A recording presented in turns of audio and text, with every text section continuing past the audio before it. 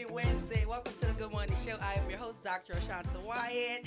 Shout out to our general manager, Justin Lewis, pretending to be our super producer, Justin, this morning. And my doing the co-host, board. Will Sutton. Shout out to the interns Good morning, as well. good morning, good You're morning, starting New to come Orleans. Earlier. You were sitting Oh, my outside. goodness, that must mean you like what you're doing. Okay. But it is Wednesday and it is qualifying. Yes, it is qualifying day, y'all. Today is qualifying day. It's Who's gonna in? run the Who's rest of in? the week, and I'm excited to see. I'm excited to see how this thing is about to shake out. Our clerk of court is going to hopefully join us Give us some throughout the update. broadcast today to tell us any updates as to the qualifying list. So lean in, y'all, and make certain that y'all are listening up for who is going to put themselves up for service in the capacity of the elected positions. The mayoral seat, the assessor seat, the coroner seat, the city council seat, including the at-large seats, and your civil and criminal clerk of courts. All of those seats are up, and our sheriff is also up on the ballot. So this is a really, really, really big election. I'm really, really, really excited. And I'm gonna tell y'all what I just realized. I enjoy the fact that I have a nice home in Jefferson, but I need to live in Orleans. It's beyond time. I need to go back home. Need a second home? I know I need a first home. I know, it was all fine and good, but I think I need to be living in New Orleans. I'm from New Orleans. I need to be living in New Orleans. So look, that's my aim right now. So that's what I need to do. That's what this feeling that I'm having in We'll welcome you back. I need to come on But back. we okay with our cousins I'm and trying to all tell and you over in something. Jeff. Listen, my soul is New Orleans. I just happen to have a house in Jefferson, but you Hey, in know, the last decade yeah. or two, y'all been inching up, kind of getting closer to taking over Jefferson. Like, here's some black folk, I'm trying to tell you like something. all over the place. So I am excited to see once again who is going to avail themselves for service. I'm also excited for the political forum that will be hosted by WBOK and moderated by yours truly. It is going to take place at George's Auditorium on Dillard University's campus, and it will be Monday and Tuesday, July 28th and 29th. If you qualify, you look out for an email from us because we're going to be sending that out because we want you to participate. We also have a nice little treat for those of you who do qualify, but I can't tell you about that just yet. You need to go qualify and find out what the treat is. But we're excited over here at WBOK about what is going on during this election season, and I'm excited to talk to the Honorable Darren Lombard throughout the day. Hopefully he can make himself available to us to kind of check in here and there to tell us any updates as it relates to qualifying. So what time does it all start? 8 o'clock. So I talked with him late yesterday because he was busy getting prepared for today and this week. He intends to be first because he has to qualify for his reelection. And probably about after 10, 15 minutes or so in the 8 o'clock hour, whoever has qualified, whether it's 3 or 23, he plans to reach out to us and come on and tell us who has qualified as of that point. And then at least one more time in the 8 o'clock hour, if not more, kind of depending on what is happening with his staff, because it's really important. The staff really needs to get it right. It's not a complicated process, but sometimes if people haven't done this before, they miss a step or need to go get something. Listen, I am keeping my eye on it, and every single day I come behind this mic during qualifying, we're going to update you on the qualifying list and those folk who have decided to avail themselves, Offer themselves for public service. Yeah, for public service. I think that's it's an admirable thing, but I also want it to be that we have true representation about what our needs are and how that we can move this city forward. And that is all that I truly care about, and that's what we all should care about. And so I'm excited. I don't know if you know, but also too, Yes.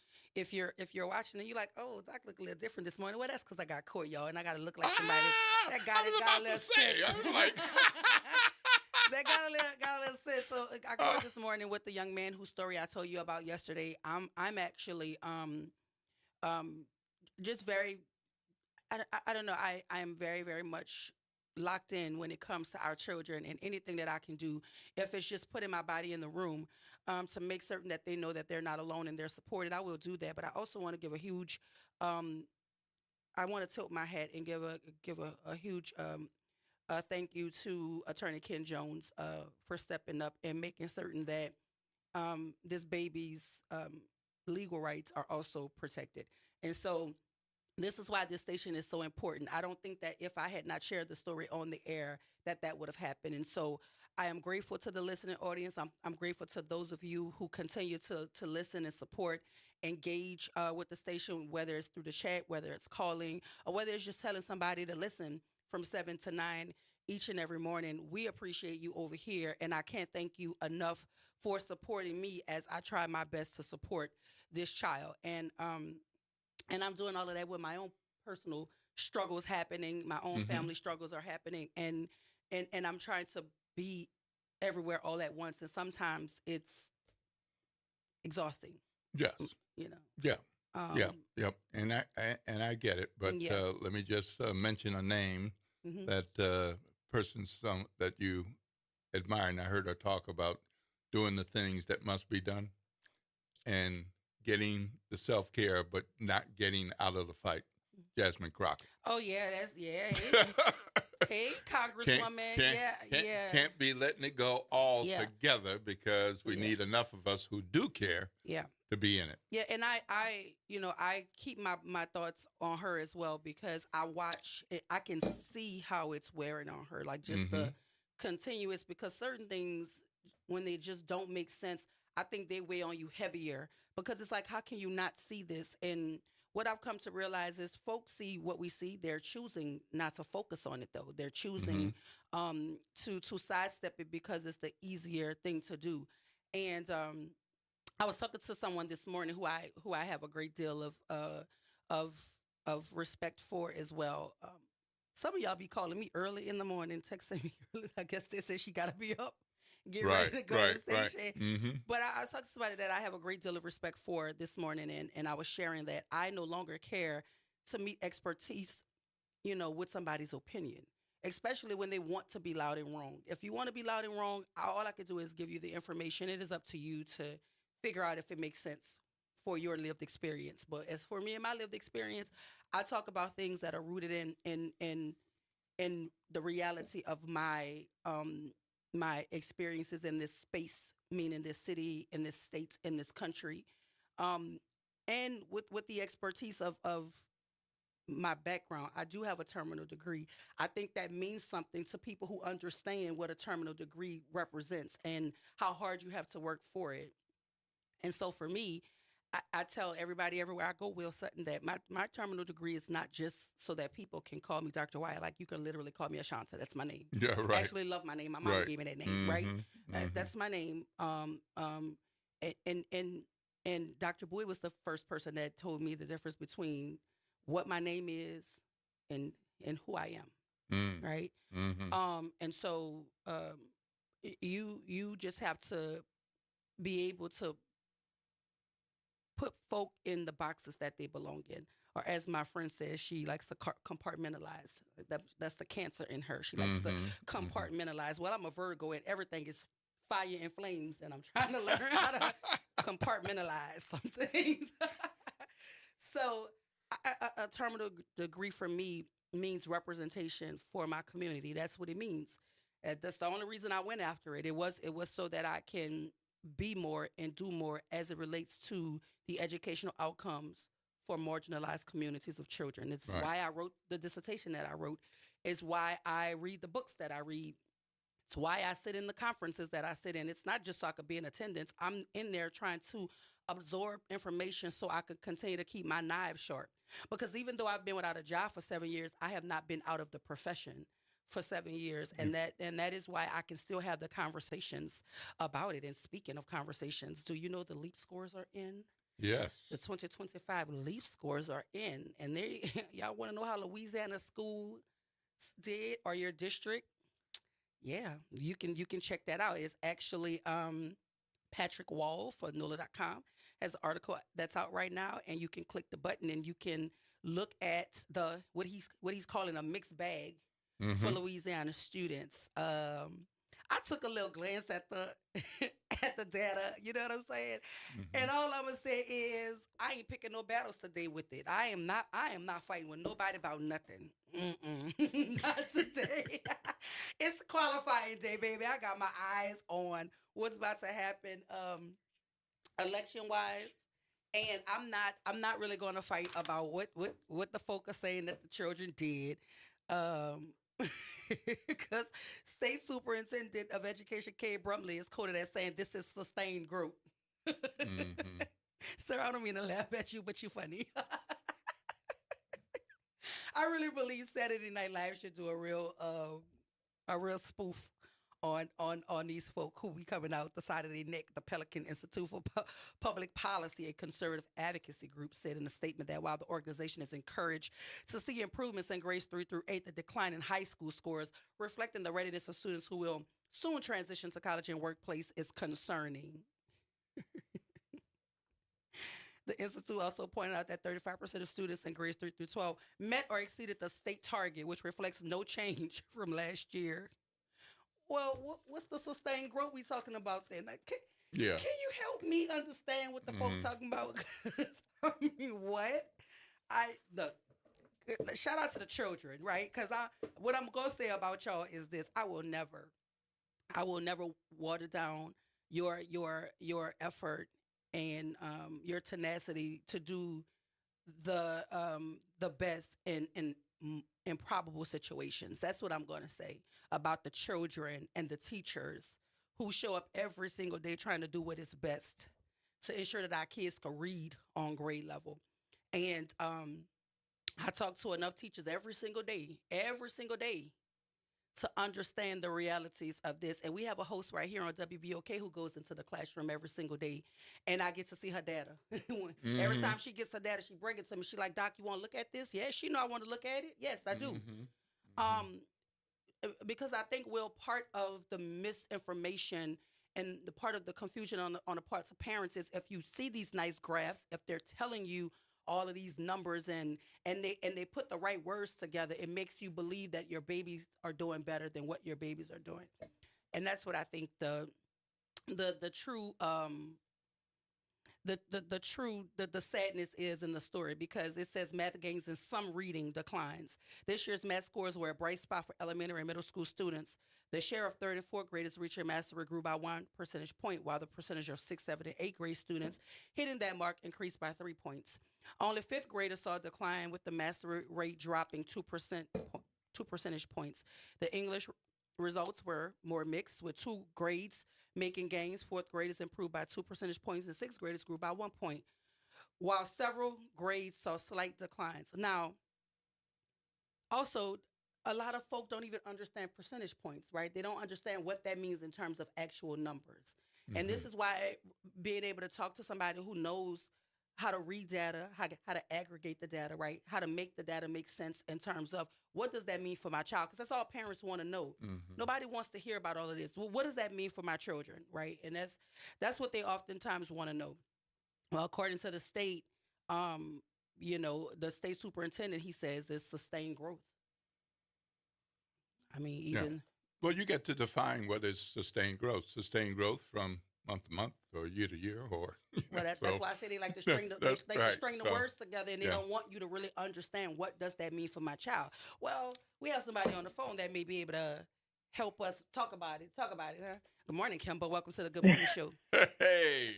Well, good morning. How you doing? I'm the host who Yeah, said, All "Come right. here, All right. come look Well, at, okay. come look Out at this yourself. data. I was trying to Come look at protect you, this girl. You data." still And got a I'm up. job to I'm do. listening. I said, "Oh wait, no, she's talking about me. Let me Yeah. hold up. Let me Yeah. call here." And so, in the schools, and yes, shouts out to the children. Shouts out to the parents who listen Yeah, when you tell them that their children are growing, but they're not at grade level, yeah, because there is a difference between the two. When you're talking about proficiency and where your performance is, yes, our kids are growing. I will agree with that, but it's shrouded or clouded in the fact that they are still far beyond where they need to be grade level wise. Mm-hmm. And that's not just in one particular grade, but and the impact is they're not getting what they need in elementary school, so that when they get to high school, the compounding of the information that they need to know by the time they get to high school, they struggle with because they don't have the foundational pieces.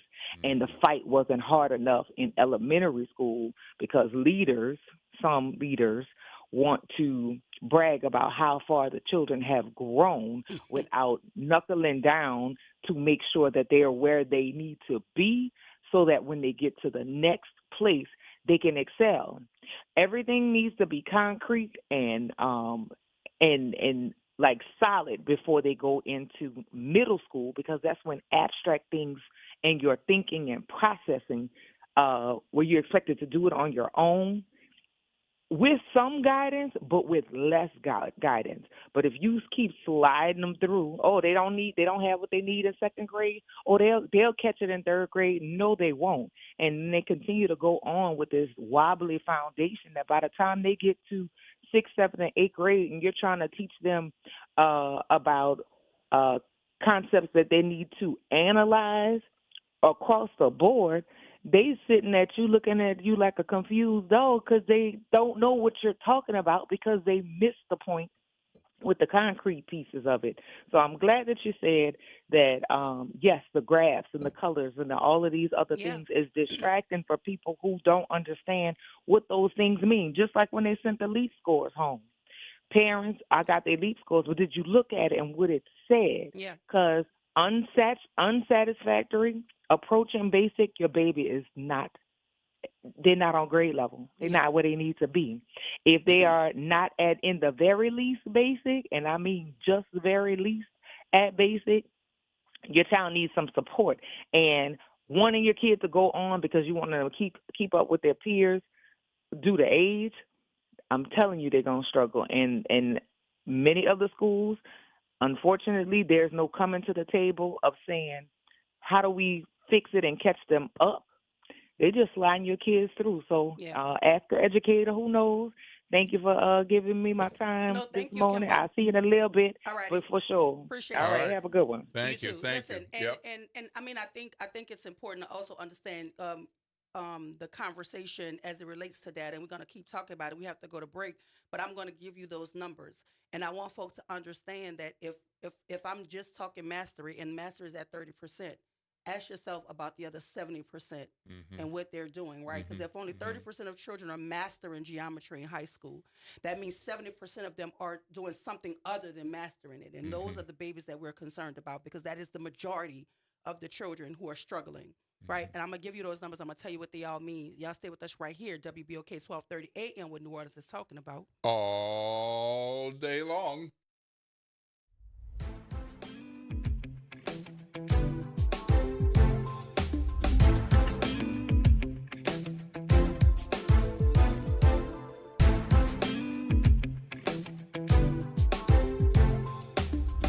Good morning and happy Wednesday. I'm Morgan Lentis with WDSU News, and here's a look at today's headlines. We are learning more about how Louisiana families have been impacted by the devastating flash flooding in Texas. State Chaplain Michael Sprague says his two granddaughters were in Texas touring Camp Mystic when the water started to rise dramatically. He says they got up in the middle of the night and were able to safely escape. Sprague thanks the National Guard for coming to their aid. And remember, you can drop off cleaning supplies, toiletries, and other essentials at 1111 Newton Street in Algiers today. All those supplies will be delivered to Texas flood victims. Drop-offs are being accepted from 8 a.m. to 4 p.m. now through Friday. Then happening today, people living in District C, which includes Algiers, the French Quarter, the Marigny, and Bywater, can attend a community meeting to talk about illegal dumping. Councilman Freddie King, the Sanitation Department, the NOPD, and the Department of Homeland Security will all be in attendance to talk solutions. It's happening at the NOPD 4th District Station on Wall Boulevard from 5:30 to 6:30 p.m. And finally, qualifying is officially underway for the upcoming fall election. Several candidates for mayor of New Orleans are expected to meet requirements to get their name on the ballot. Election Day is coming up on Saturday, October 11th. And that is a look at today's headlines. I'm Morgan Lentis with WDSU News. Have a great day. This is the Bloomberg Black Business Beat.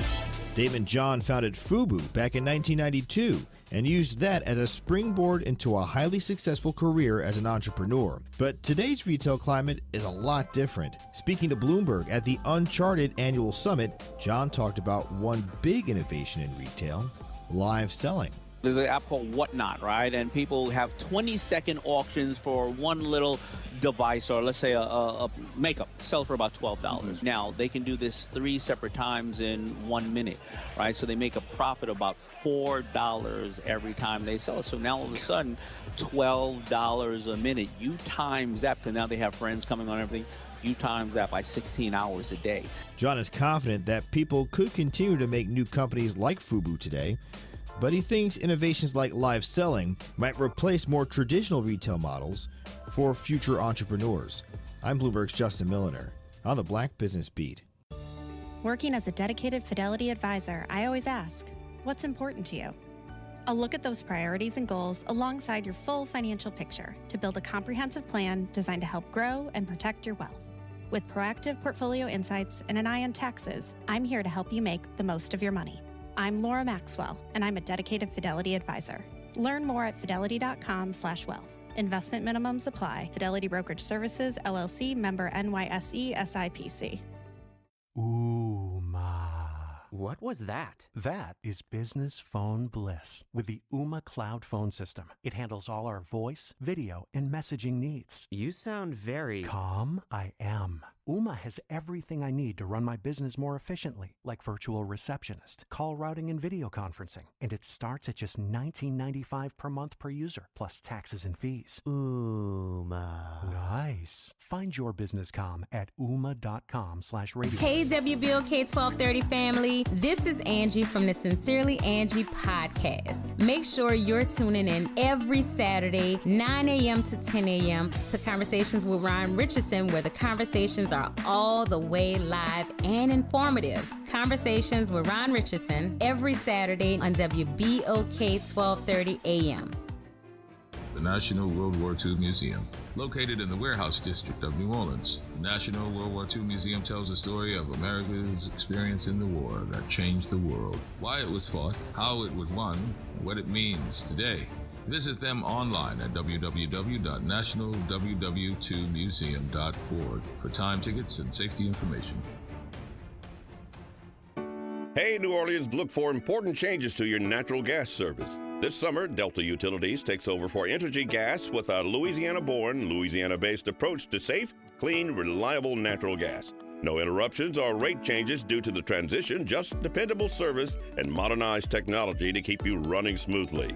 Get to know us at deltautilities.com and stay tuned for more later this summer. Delta Utilities, focused on natural gas, committed to New Orleans. Making a difference in the community. WBOK 1230 AM. Good morning, wake up. The Good Morning Show. Good morning. On WBOK.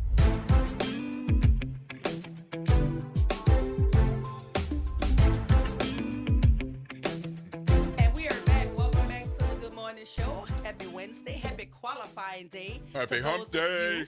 Who are running for office. I'm your host, Dr. Ashanta White. Shout out to my co-host, Will Sutton. Good morning, good morning, good morning. I was giving Will a little yeah, I was sitting at my student desk taking notes, listening to the teacher a little lesson. Educate me on some data and the flipping and use of data. I mean, I loved it. Because come on now, like we have to really talk about this. And if you want to join the conversation, it's 504-582-9422. I would love to hear from parents, educators alike, even some school leaders. If you're listening and you want to chime in on what your school results say, because if I'm reading the data, then I know you also have access to the data as well. And if you want to join the conversation, a seat at the table is always open for you, or the phone line is always open, 504-582-9422. We are talking about Louisiana's LEAP scores, and what the author of the article is calling a mixed bag for the state, right? And so we were breaking it down and we were talking about it, and a lot is being talked about with grades 3 through 8. But as our school teacher radio host Kimber White Dupree said, that if we don't shore up what is happening at the lower grades, when it comes to high school, they are too far behind to be able to really get them where they should be functioning at. It is very, very hard to teach when kids are 2 and 3 grade levels below their current grade placement. And what that means is you can have a 9th grader sitting in your class that is actually functioning on a 5th grade level, a 6th grade level, but they are considered 9th grade by grade placement. That is what we're talking about here. And a lot of that is happening. Social promotion is happening. And, schools want to make certain that their school performance scores look the part. So they're passing babies along through the system. And these babies are going to the next grade ill-equipped to produce what needs to be produced at that grade level. And the data simply says right here, 2025 LEAP scores mastery plus rates by district, and this is grades 3 through 8. And in Orleans Parish, the ELA percentage grew by 1 percentage point, math grew by 1 percentage point, and science grew by 1 percentage point, according to this data, right? And that is based on the 2024 score, so it's 1 percentage point higher. In Jefferson Parish, ELA percentage was 37. There was no change. In math, it was +2. It grew to 27%. And then in science, it was +2. It grew to 26%. Now, that is why I talked about the numbers, Will, because, when we're talking percentage points, we're always talking out of 100, right? And so here's the high school breakdown. English 1, 44%, and it's up 43. It's up 3 percentage points. So it used to be 41. It's 44. So what does that tell me, Will? I'm looking for the 56. Where are the 56? So the 56 in English 1 is somewhere between unsat and basic, because you have unsat, approaching basic, mastery, advanced, right? If they're talking mastery, they're just talking. They're basically on grade level. They've mastered that information for that grade level. But if only 44% of the children in the state of Louisiana in high school have mastered English 1, where's the 56% of them? So the majority of them are not basic. Well, they're basic or below. Let me say that. Let me say it right. They're basic or below. And that's alarming to me, simply because I know that the metrics have been moved. A's are not 90 to 100 anymore. And so that's alarming to me. And what's most alarming is biology, history, United States history in these United States, and the state of Louisiana in these United States is 25%. 25%. 25%, that's a quarter. Because you got to teach my children of $1, right? You got 4 quarters. Only one of the quarters have mastered the test, right? The other 3 quarters of the children are basic or below. That's alarming to me. And that's how I read that. I don't want to talk about, they love to talk about, 40% master. Yeah, but what is 60% at? What they doing? Basic or below is alarming to me. And we talked, earlier in the year. I know Kimber and I did, and I just kind of briefly talked about it with you, how the 4th grade data just shot up into the stratosphere. Right? It just shot up into the stratosphere because we know that our superintendent was vying for that seat that is now being occupied by the wrestling lady who don't know AI from A1, right? Now, what I will say is he would have been a better pick than her. I'm just going to say that. Yeah. To lead a department, but neither of them want to exist. Pointing his finger at us, right? Yeah. He could have went up there and did a better job than Linda McMahon. At least he know A1 go on a stake. It don't have nothing to do with artificial intelligence with her silly tail self. But they want to close it down. This is so crazy to me, but I am really struggling to celebrate what folk want me to believe is this idea of our babies doing better. I'm struggling to accept that, to digest that, because at the end of the day, I do know that our kids are not reading on grade level. And guess what? I'm gonna go school for school, and I'm gonna go look for myself, because they like to tell us about Orleans Parish. But, when you're talking the parish, all of the schools are in the same bag, and that means all of the data is a collective. Right. If you segregate, you separate them and you aggregate the data, then you're going to have a better picture of what your baby school is doing and what your child is doing specifically. That's what I want to know. Because U.S. history is 25%, is down 4%. Biology is 26%, down 1%. Geometry is 30%, no change. Algebra is 42%, up 3 points. And English 2 is 45%, down 2 points. And English 1 is 44%, up 3 percentage points from last year. And this is high school leap data that we're talking about. High school leap data, and not one of them is 50% or better. Not one. And 50% would literally just be half. Are we supposed to celebrate this? What are we supposed to do with this, Will? Because, again, I want to be very clear. I'm happy. Because the folk like to misinterpret what we say here. Yeah. I'm very proud of our children and our teachers for what I believe is doing the very best that they can. And more often than likely, more often than not, very improbable situations. So what do you think? So the idea of progression, I get that. Progression. You're making steps forward. Nice, pretty word. Yeah. So you're an infant and you realize that maybe you can squeeze and then, I can stand up. Dexterity. Yep. And then, I can move this limb. Now I can move somewhere. I can crawl. And, I can bounce. And next thing you know, they're crawling and trying to take a step. And that's progression. But you don't want your 7-year-old crawling. You don't want your 7-year-old crawling. You don't want them to stop, that's all they got with whatever you're giving them and whatever they're around. And so as I'm listening to you, I'm thinking of progression based on what? Progression based on what? What progression would be okay for your child? You ever interviewed any of these school leaders? Because I feel like the journalists in you would ask questions that don't make sense. You wouldn't allow folk to talk about how great they're doing without asking. That's what I loved about Dr. Donaldo Batiste sitting on the school board, because you couldn't go in the school board chambers talking about numbers and data and all pretty graphs and stuff, because he was going to open up the graph and say, well, I see here, on the next page where you said, because he understands what good schools look like. He understands what real data is supposed to sound like. He understood it. So you can't just tell him what sounds good. He's going to question it. And that's why he deserves to sit there. And that's why we wanted him there, because you can't just go in there and say the nice things that sound good so that you can meet the criteria to get your charter renewed. No, he's asking the questions because he understands the data. You're telling me about this 46%. What about the rest of them? Where are they? Where are the children? How are they doing? Right? And stop talking to me about growth.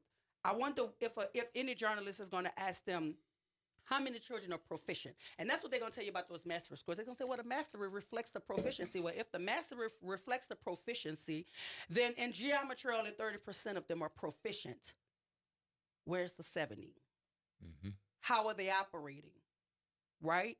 And so those are the kind of questions that I wish we asked the school leaders who are making ginormous amounts of money, right? They're wearing the finest of threads. They're laid out on yachts and boats in the waters of Anguilla. And our babies can't read and do math on grade level. I object, Your Honor.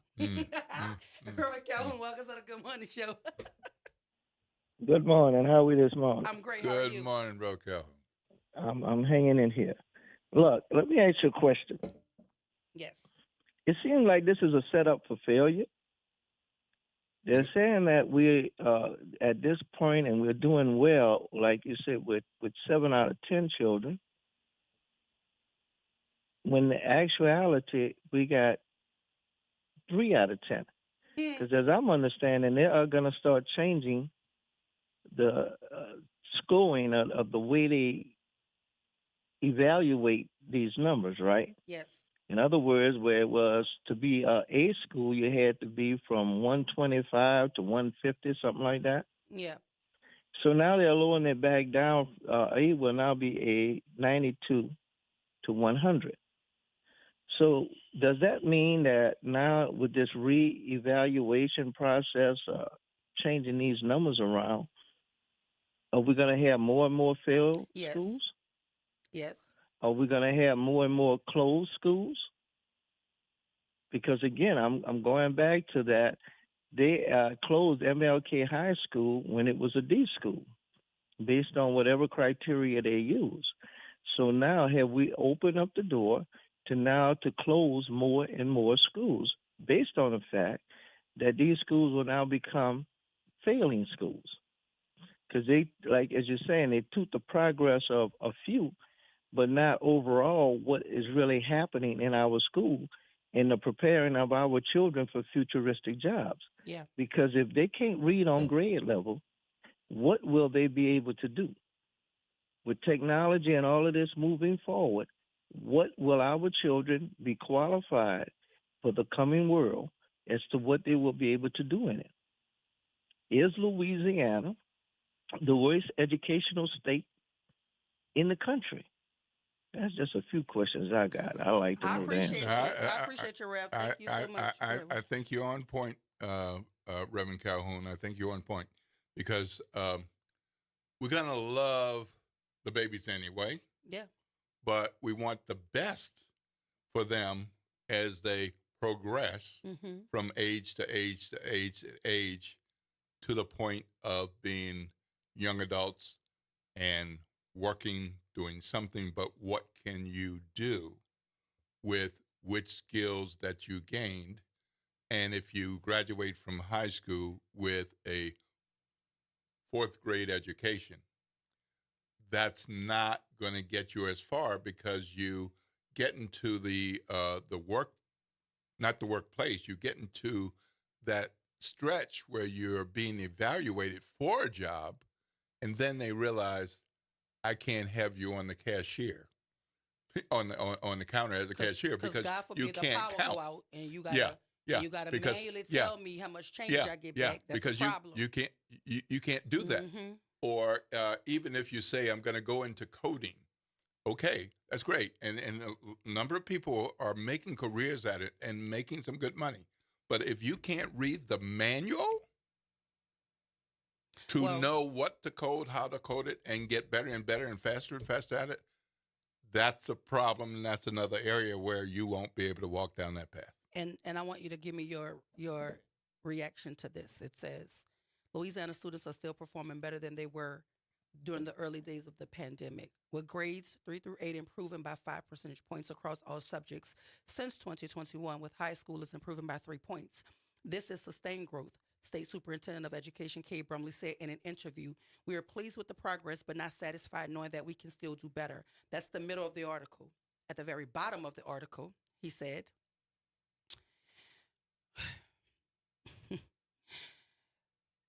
Brumley said his department is still working to determine why third graders saw the biggest decline in English on LEAP tests, noting that a separate literacy screener given to third graders showed that they made progress over the course of the last school year. See, that is that word again.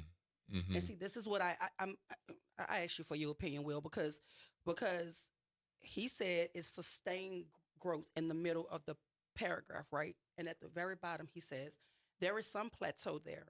Brumley said, I think it demonstrates the need for the accountability revisions that we made to provide extra emphasis on students mastering academic content before they graduate high school. That is what Reverend Calhoun is talking about.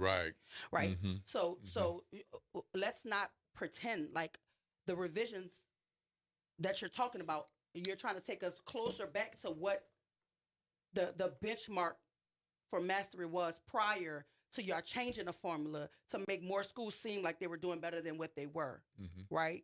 Because on no planet ever in the history of the school system of Orleans Parish has anything beneath a 60 been passing, ever. That's happening now, right? So how are we sustaining a growth, but there's a plateau there? Yeah, a plateau doesn't equal growth. Because if the growth is being sustained, are you saying you're sustaining at a plateau? Like if you reach this precipice, this is it. But that doesn't tell me that you're growing. Mm-hmm. Don't put those words together and make it sound as if that we're continuously growing, because that's what it sounds like when I hear sustained growth, Mm-hmm. right? But when I hear plateau, I hear full stop. So let me ask you this. Mm-hmm. Is it too much for me? I don't have any kids in elementary school, middle school, high school, but I want them to do well. Mm-hmm. Am I wrong to want all of these kids to be at master level in every grade? No. And we're not wrong for wanting all of our kids to have Lance Roberts Jr. type levels of access. No, I'm serious. Mm-hmm. Every child deserves to have the type of educational experience that baby is receiving, right? And it's not that he's from Mars and they're from Venus. It's not that. No. It is about what these kids are exposed to. It's about who we're putting in front of our babies. It's about what we believe that they could achieve. It's about making certain that you don't have a Victoria's Secret underwear scanner writing curriculum for ELA. That's what it means. And I'm so disturbed by a lot of it, because we allow these folk to get in articles and say these things when we know the reality looks much different. It looks much different. The babies cannot read on grade level. That is a problem. And not in one content area is half of our children mastered it across the state. Not one area. We're not advanced in not one area, because certainly if they had some advanced numbers, they'll be waving that like a banner, but they're so small.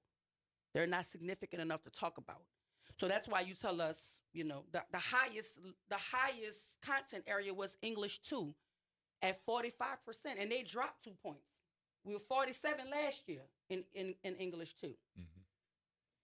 So what's an acceptable, if I can't get 100% mastery in each of our grades in the system, in the schools, 10%, 15%? I don't want to stop you, but you this the call you want. Okay. Darren, good morning. Welcome to the Good Morning Show. How you doing? Absolutely. Look. Hey. The Honorable Darren Lombard. How are you? Darren. We gonna catch him. Hey, Pop. Good morning. Welcome to the Good Morning Show. Pop.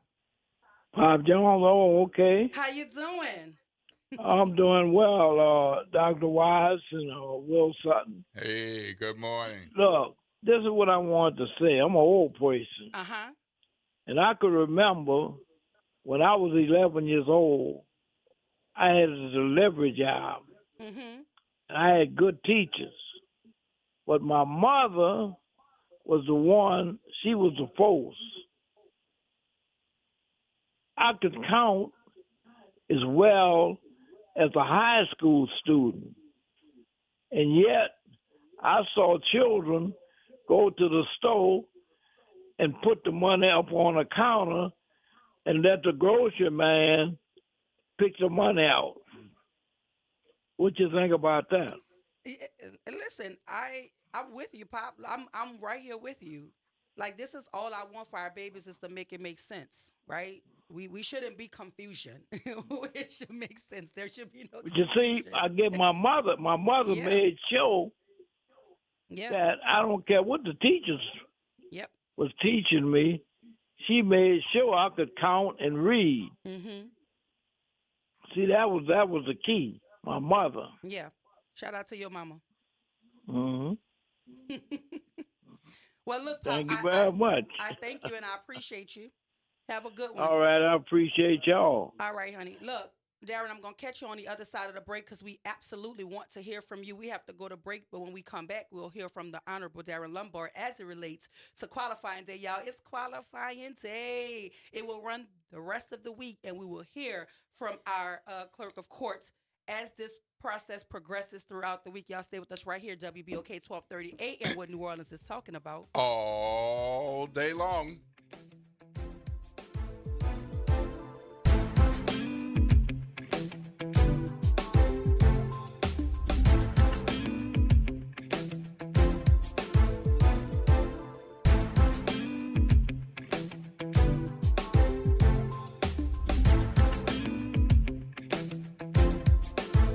This is your news update for WBOK from WDSU.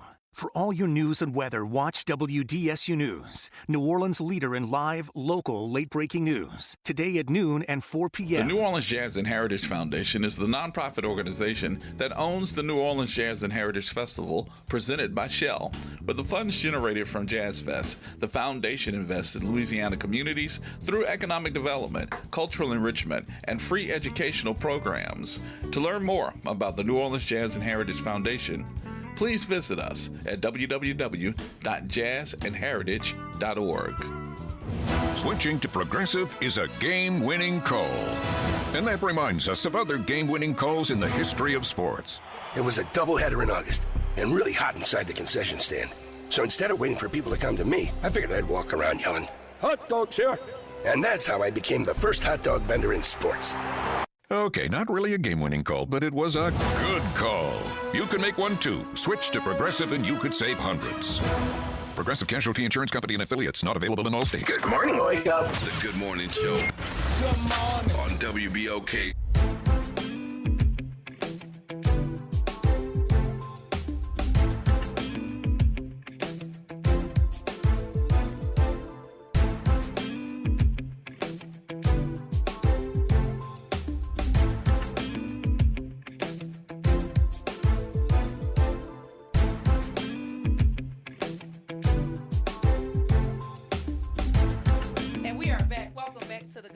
I am your host, Dr. Ashanta White. Shout out to our intern back there holding it down. Holding it down. Holding it down. Behind the glass.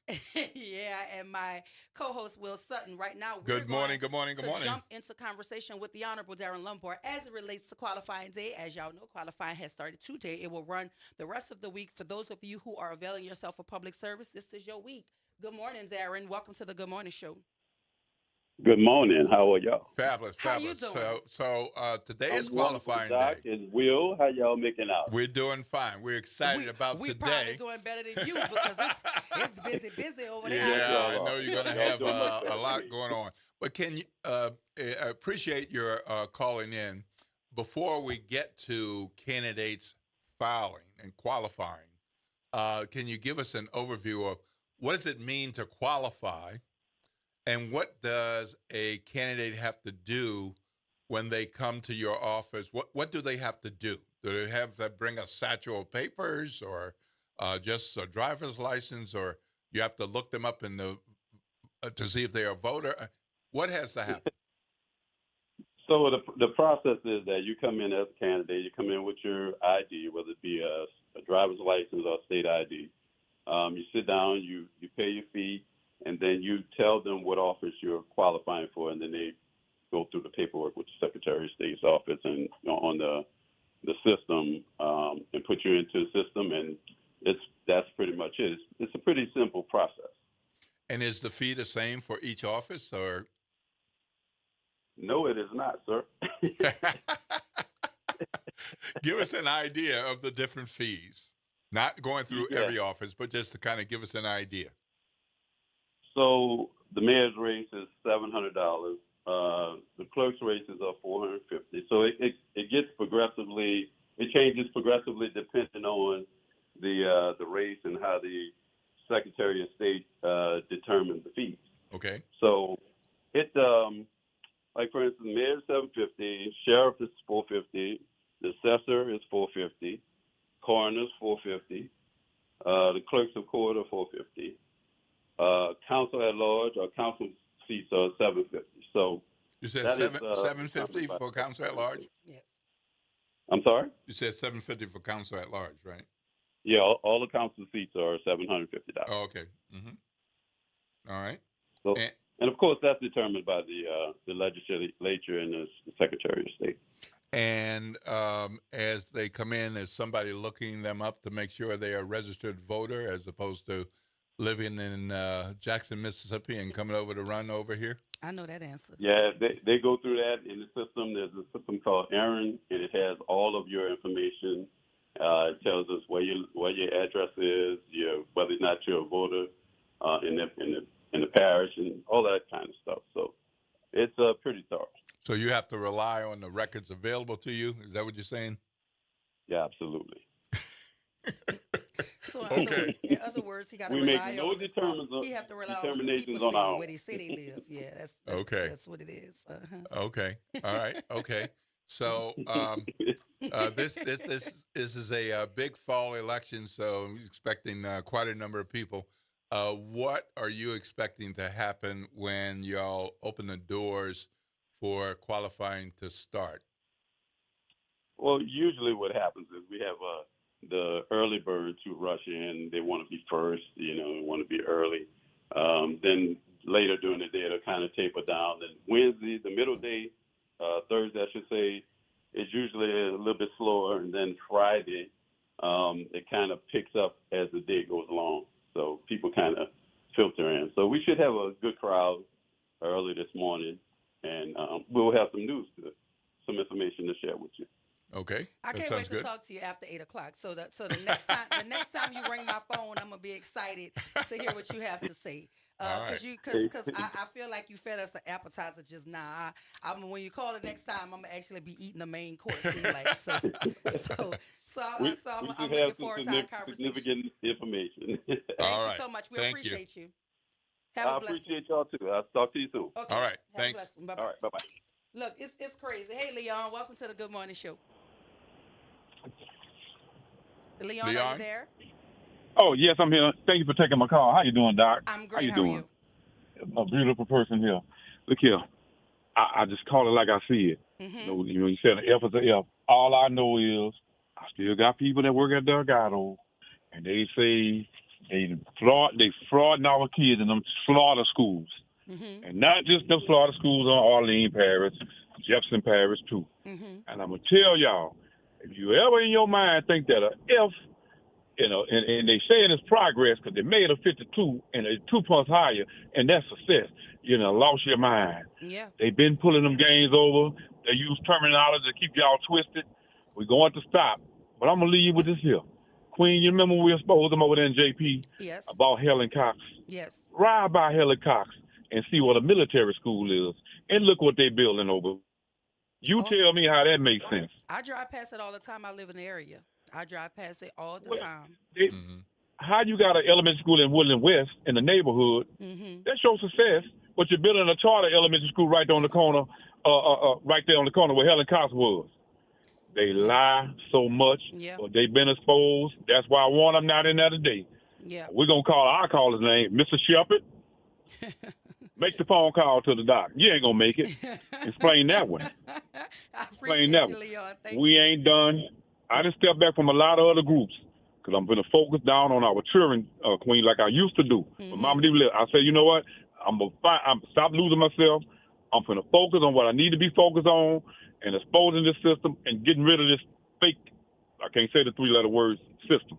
We better do something and then we need to do something and we're going to come together, and get your popcorn and watch what's about to happen in this country. Yeah. You think you're hurting us, but you're hurting your own people. Yes, and they're going to be the change for us. Thank you, You're hurting your own people. Appreciate there you go. Appreciate Thank you. you, Queen. Listen, I've been in the many trenches with Leon and my brother Aaron, and I could always depend on them to watch my six. That's what they be doing anyway, because I'm out there focused on the goal, and they focused on making sure I'm safe. And so I appreciate them. And one of the things was crossing my mind as Leon was talking, because I remember what he's talking about. I was in those rooms in the Jefferson Parish School Board when they were voting to close those schools and save certain schools. So I know very well what he's talking about. But I wonder if anybody, who does this sort of, putting pen to paper for a living, like the folk who are real journalists, who are really investigative journalists. I would love, maybe I could reach out to my people at ProPublica, because I like the work that they do as well. Mm-hmm. Somebody needs to put, maybe I should do it. Like, somebody needs to show me the correlation between the juveniles who are committed crime. Mm-hmm. I want not even juveniles from the age of 25. Let's go 25 down to 14, 13. I want to see the correlation between any of those children and their reading and math scores. Mm-hmm. That's what I want to see, because I could almost put my degree on it, that you're not going to find many children who are proficient at reading and mathematics, who are proficient at being literate, out here robbing, killing, and stealing to make ends meet. I just don't believe it. I believe there is a direct linear correlation between what we're seeing criminality wise and what these schools are not doing for our children academic wise. I believe that. I know that to be true. And as I said this on the air before, I've not seen a community of people where they're being paid a living wage, where their school systems are working, where their mamas and daddies not trying to either go to the school board meeting or go to the second job so they can put food on the table. I don't know a community where all of those things are working well and the children are behaving poorly. I don't know it. Yeah. Show it to me, right? And anytime, and this is no shot against Mississippi, but anytime Mississippi could figure it out, right? Because Mississippi has done what New Orleans what Louisiana keeps pretending that they're doing. They're investing in literacy. They're investing in early education. They're investing long-term, and they're seeing graphic gains. Now, they're not talking about no sustained growth and plateauing, and they're not talking that in Mississippi because they're actually getting the outcomes that their investment says they ought to be getting. We're pretending to invest. We're saying we're doing it. You see all these programs popping up, all these nonprofits talking about they're teaching the kids how to read. They're keeping the kids off the street. But what kids are we talking about actually? Because not even half of them are proficient in any content area. That's a problem for me. And you know what's so sad? Will, people going to have a problem with me having a problem with it instead of having a problem with the problem. That's why we continue to have a problem. Because y'all focused on the wrong issue. Y'all got y'all focused on me saying there's an issue instead of focusing on the issue that I'm talking about. Well, you know, some people just want to stay at the surface. They just want to stay at the surface. They'll even complain about something at the surface, but they don't want to peel it. They don't want to go a layer down. So they're certainly not going to be comfortable with going in 3 or 4. And you know why? Because they don't know what the heck they're talking about. Which is, you know, I'll use myself as an example. I don't mind being schooled. Somebody know more about something period than I do. Teach me. Tell me. That's it. Tell me so I can understand. So, you know, you already sparked at least one column that's going to be coming. I mean, because we just have to present the facts to our families. You know, we got to talk about this stuff. And, you know, I mean, when Patrick is a incredibly talented journalist, he knows a lot about education. But when you are trying to cover, I'll call it the waterfront of education, you get as much deeper than anybody else in the newsroom because you're able to focus on education, but that's not the same thing as having the time to dig in as deep as I know he would like to on something like that. But at the same time, his story has links that you talked about going to schools and looking at parishes. You can do that. So those who care enough, go to that story and call up the data that Dr. Wyatt is talking about. Yeah, it's an article written by Patrick Wall of NOLA.com. The 2025 LEAP scores are in. How did your Louisiana school or district do? Search here. That is the title. Look, our little baby intern keeps telling me I got to go, so I got to go. All right. We got to go to break here. A word from my sponsors, but when we come back, we'll hear from our partners at Delta Utilities by way of Sarah Porteous and Jeremy Turner. Stay with us right here, WBOK 1238, and what New Orleans is talking about. All day long.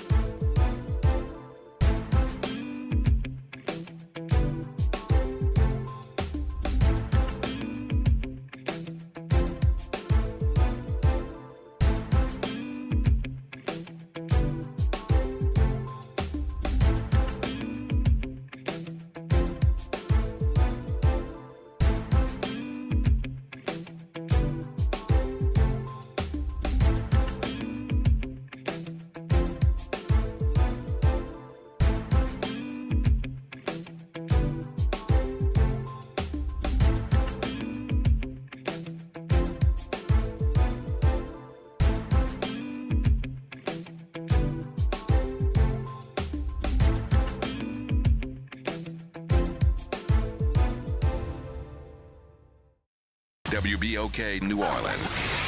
Home of the Good Morning Show, 7 to 9 a.m. weekdays. This news report is brought to you by New Schools for New Orleans. New Schools for New Orleans, along with New Orleans Public Schools and the Cowell Institute, are excited to announce the launch of a new digital tool on the data dashboard. New Orleans Public Schools, 20 years later, a timeline of recovery, transformation, and growth. The tool provides data, information, and context on the past 20 years of K-12 education in New Orleans, the changes that occurred, and the outcomes these changes helped produce. Visit NOLAPublicSchools.com/K20 to view the tool and learn more. I'm Bree Wood with BIN News Now. Pompano Beach, Florida is honoring Native and rapper Kodak Black with a key to the city. Mayor Rex Harden praised Kodak for giving back, donating air conditioning units, holiday turkeys, and paying rent for hundreds of families. Your actions speak volumes about the kind of man you have become. You've shown us that giving back isn't about fanfare, it's about your heart. Kodak says he's humbled by the honor. Crime Stoppers is offering a $10,000 reward after a deadly drive-by shooting outside Artist Lounge in Chicago's River North. 4 were killed and 14 wounded as crowds left rapper Mellow Bucks' album release party. Police say it was a targeted attack. And Black former Dallas Cowboys tight end and civil rights advocate Pettis Norman has died at 86. Norman played 12 NFL seasons and served in the Texas National Guard. He later founded a group connecting CEOs with minority-owned businesses. Get BIN News Now on demand 24/7 on the iHeartRadio app. Good morning, wake up. The Good Morning Show. Good morning. On WBOK.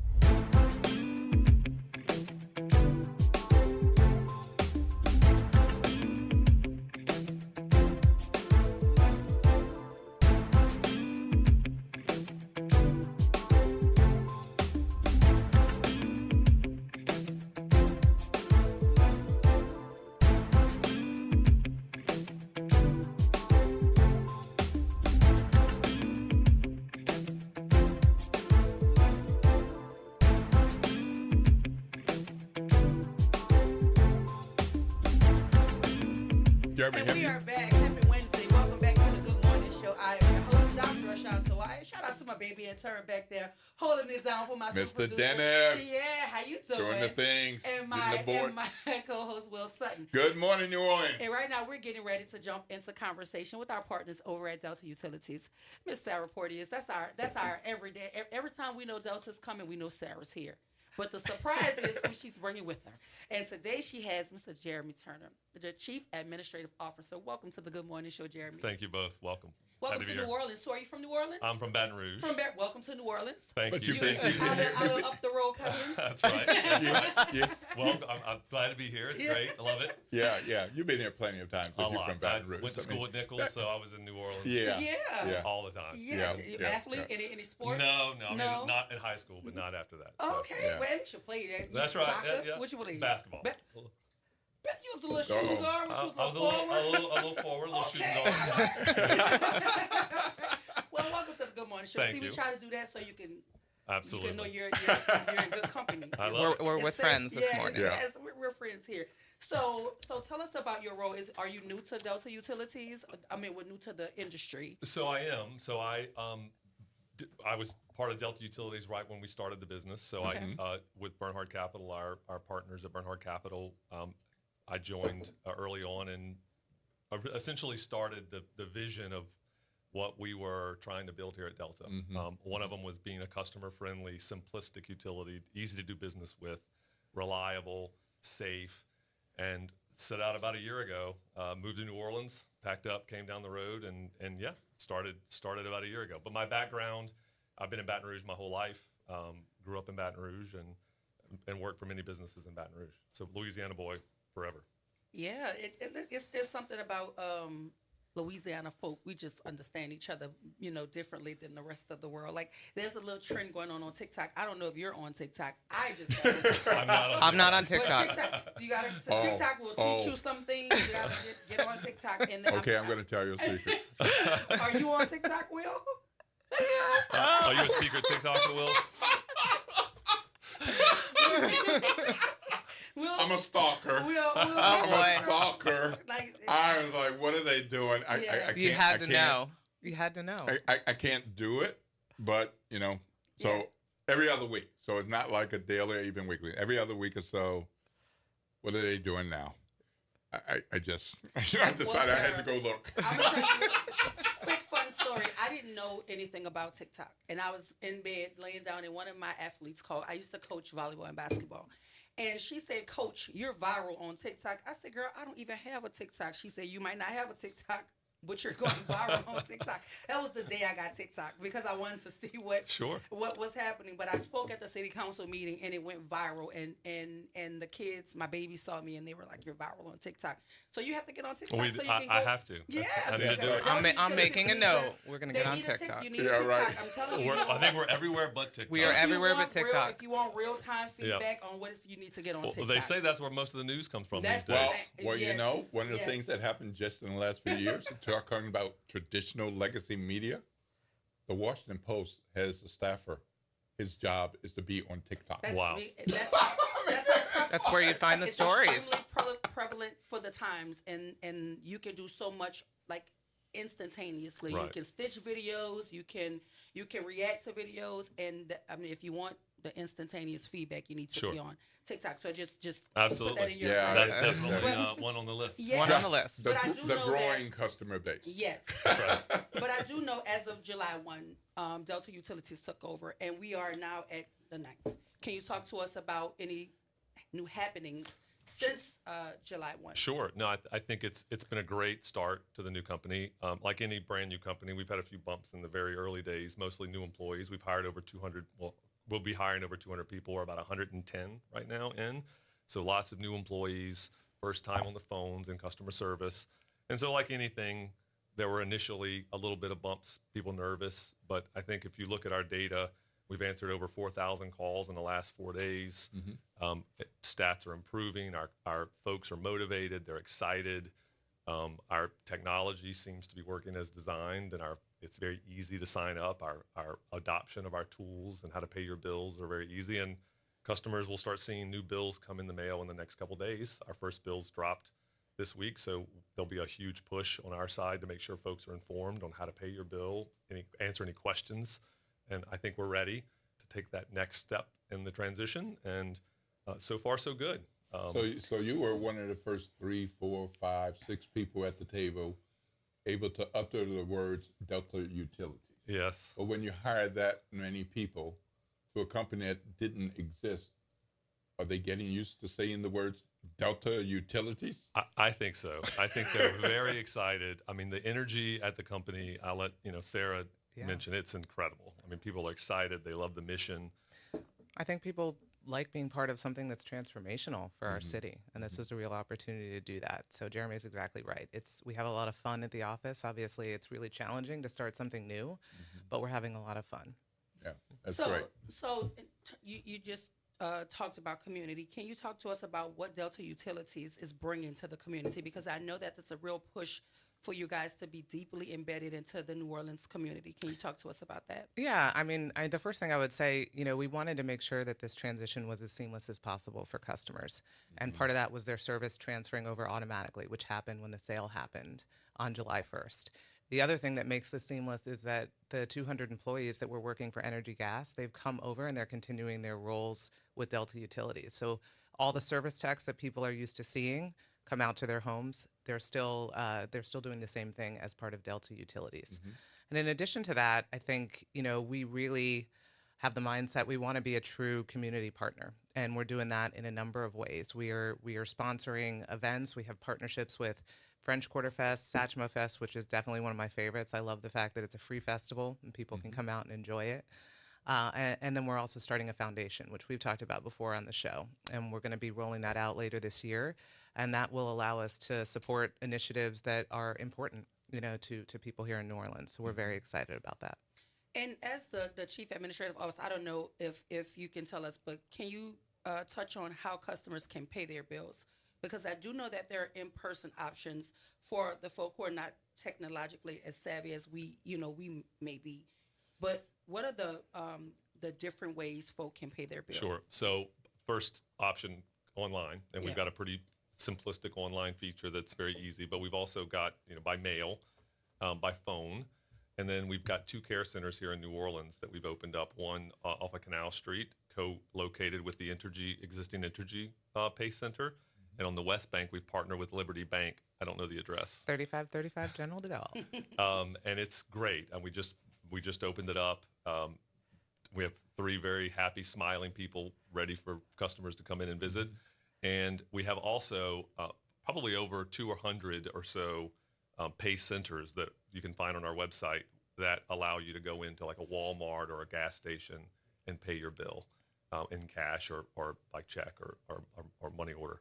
So lots of options to pay the bill. Our preference is as much as possible to communicate electronically, but we are still traditionally using the mail as well. So. And I can tell you, I set up my online account earlier this week. I know Jeremy did too. It took me about 60 seconds. You go to mydu.com. It's very easy. It's very user friendly. But if you do need help with it, we're happy to help you walk through that. Well, you Care said Center. MyDU. I was thinking Dillon. That's MyDU. I thought we were talking about Blue Devils just now, right? They have that. They do. They have. I played volleyball Dillon. That's like one of the chats we had. And so I was like, wait a minute. Yep. But it's good. And I also want to talk, Sarah, and I know we always ask this question, but we often have new listeners who may have missed you the last time. Will there be any change, an immediate change to any customers' bills? I know we talked about the regulatory process. Can you talk to us about that, and what does that mean for customers? Yeah, so we are regulated, highly regulated in the same way that Entergy is. So one of the things, we're stepping into the shoes of Entergy in terms of rates. So there are not going to be any rate changes for at least 2 years. So we're offering rate stability by stepping into the shoes of Entergy. And any kind of rate changes would have the same kind of public process with the city council that had happened in the past with Entergy. So it would have to go before the public before any changes would be made. So it won't be like a surprise to anyone where your bill after the second year just takes a hike. It would have to go through a public sort of process. Yeah, absolutely. And we understand. We want to provide affordable natural gas. I mean, that's in addition to providing safe and reliable natural gas service, affordability is just as important. And that would be a process that would take some weeks and months because it's a long process. Your staff at Delta Utilities would have to make sure that what they're pitching to you is, okay, this seems on point. This is justifiable. This is not. We can't go in there and do that. We're gonna. And so you that's the internal part, if I understand it correctly. But then it's going to go to City Council staff, and they're going to review it and look at the metrics and look at the history and look at the payments and look at the information that you provide and come to their own conclusions and make recommendations to the city council members. And then the city council members are going to weigh in and say, but what about this? And but what about that? Absolutely. That's exactly correct. Yes. Mm-hmm. It's a long process. So nothing is going to happen overnight. Everything is very public. And lots of eyes on all those dollars. Mm-hmm. And I know you said, Sarah, that you're essentially stepping into the shoes of Entergy. Will Delta Utilities also offer levelized billing? Because I've been on levelized billing before. Yes. Is that something that you guys will still continue to offer? Absolutely. So when people set up their online accounts, they'll have to re-enroll in programs like that. So if they were part of AutoPay, which I was, you got to re-enroll in that. Re-enroll in levelized billing if people prefer to get their bills online, paper-free billing, and then payment assistance programs. All of that information is available either in person if you want to talk to somebody or on the website. And that's good to know. And then you also offer paperless billing. We do. And, I don't know. I'm kind of young. I mean, I like paper. I like to feel. I like to look at it. I like to hold it. I don't know. I might be the only one in my generation that feels like that, but that electronic stuff only could go so far for me. I need to put my hands on it because I like to write the word "paid" on it and put it in a little thing. But I don't like checking the mail. I don't check the mail. I like electronic email. Oh my Send it to me. You I'm didn't too have busy. to talk about me like that. Hey, I like to call a document up on my phone. Okay. That's good to do, but I like in some instances you just like to be able to put. I don't know if that's the teacher in me or what, but I like to put my hands on my bill. I like to know. I like to be able to read it. So so will we continue to? We will always have. You will always have that option to continue to receive your bill by mail. Don't be nervous. You're going to get your bill. And one other thing I'll mention, it's not going to be difficult to understand because you're going to see a bill that looks very similar to what you were used to getting from Entergy. So are there any additions, like anything different than the way Entergy was operating that Delta Utilities is offering, or is there anything that Entergy was doing that Delta Utilities won't be doing any longer? I'm not sure if we'll be very much different. I think our goal was to be as consistent as possible to make this very seamless. But there are some new things that you'll have. It'll be, I think, our portals are a little simpler just because we're a gas-only utility, so it's very specific to gas. And then we have a feature called Track My Technician. So you'll see new things such as when you've scheduled a person to come to your home to turn on gas or make a change, you'll get an email. Instead of that long, you'll get that long window to schedule, and then when that person's coming, you'll get an email with the picture of the person coming, who they are and where they are, and you can track that's them, nice. Just like Picture a of the UPS person. truck. Because that's going to be my next question, Jeremy. I know there are some companies who contract out their work. So if I ask a Cox technician to come, and they won't necessarily be in a Cox vehicle or a Cox uniform, will you guys offer that as well? Or is everyone employed by you, employed by Delta, a Delta utility vehicle, Delta utility employee, ID badge, all of that is Delta Utilities? From a service perspective, yes. That's comforting to know. Yes. Because could you imagine, like, that happens, like you Right. get you ask for a service from the people you're paying your bill to, but the person that comes is in a regular vehicle, and I'm like, I just want the safety of knowing that if I'm asking someone to come to my home, they're coming from the company That's right. that I have my services scheduled out for. Yeah, so people, when service techs come to their home, they're going to see service techs wearing branded Delta uniforms. They will have an ID badge like the one we have on here. They'll come in Delta vehicles, so you'll know that someone's coming from Delta Utilities. Good. And so are you guys still open for folk to sign up for employment or to apply? Absolutely. Where can they go let's to get do that in before y'all go. So deltautilities.com careers is our website, and we are absolutely hiring. We're actually opening up another a class for customer service agents. We've got engineers. We're expanding every day. We've still got another 75 folks to hire to hit that 200 target here in New Orleans, and we're actively recruiting for those today. And then there's also opportunities.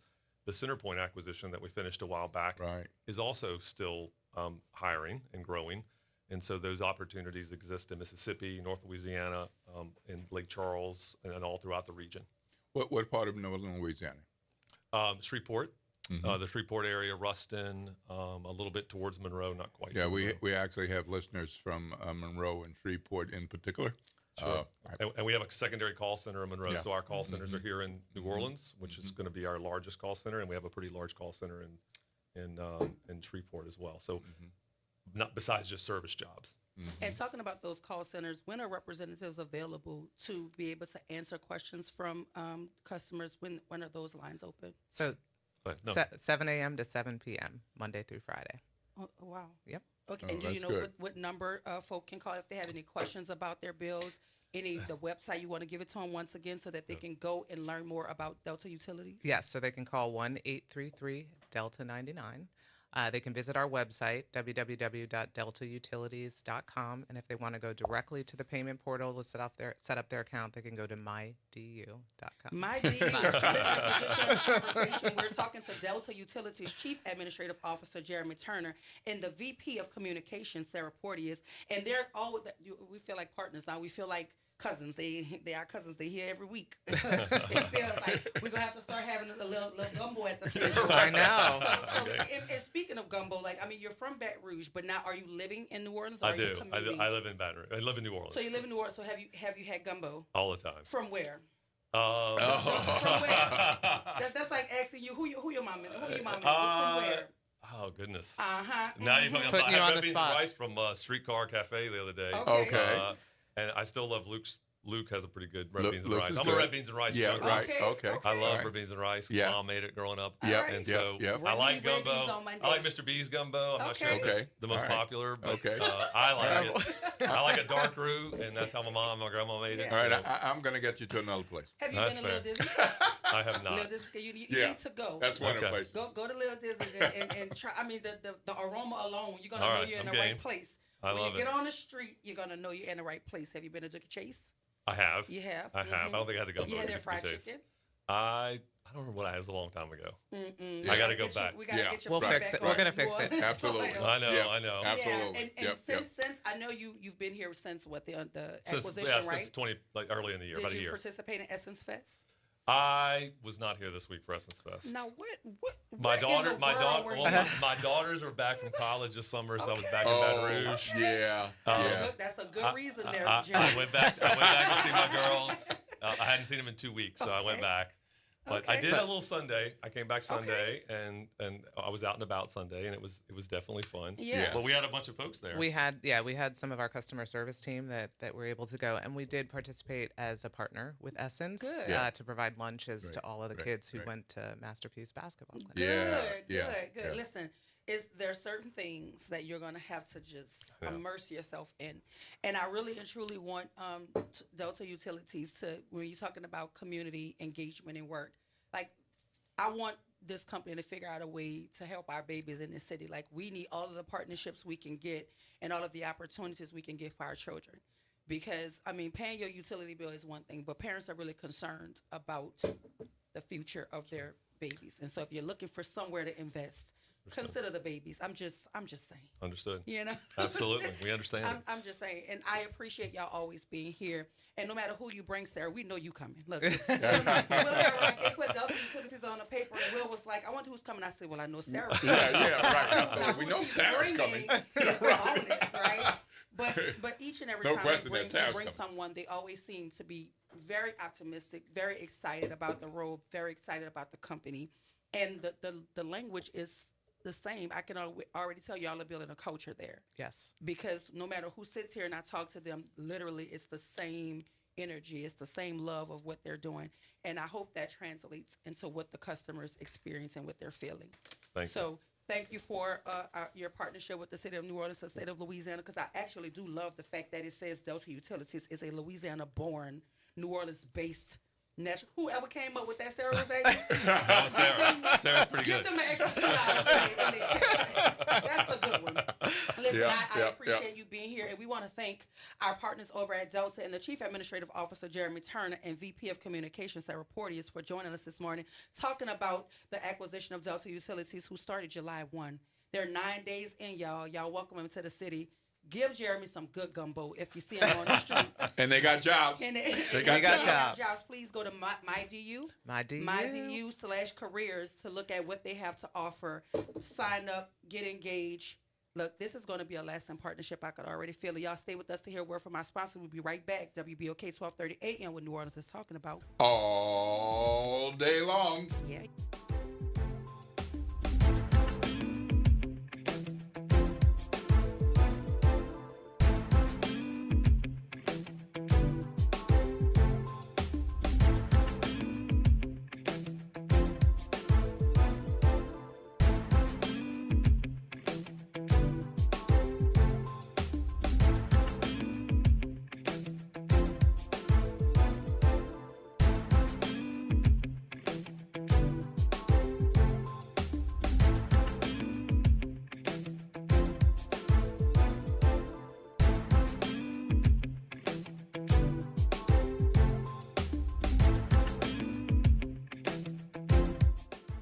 On Auto Trends with JeffCars.com, here's a snippet of some of what we cover. GPS pioneer Gladys West. We worked long hours computing trajectory orbits and satellite orbits, trying to get the data and everything correct enough. Auto analyst Mark Bland. 14 new vehicle deals that happen in this country out of every 100 that women don't have a fingerprint on. To tune in, check out Auto Trends with JeffCars.com, Saturdays at 4 p.m. on WBOK, what New Orleans is talking about. Good morning and happy Wednesday. I'm Morgan Lentis with WDSU News, and here's a look at today's headlines. We are learning more about how Louisiana families have been impacted by the devastating flash flooding in Texas.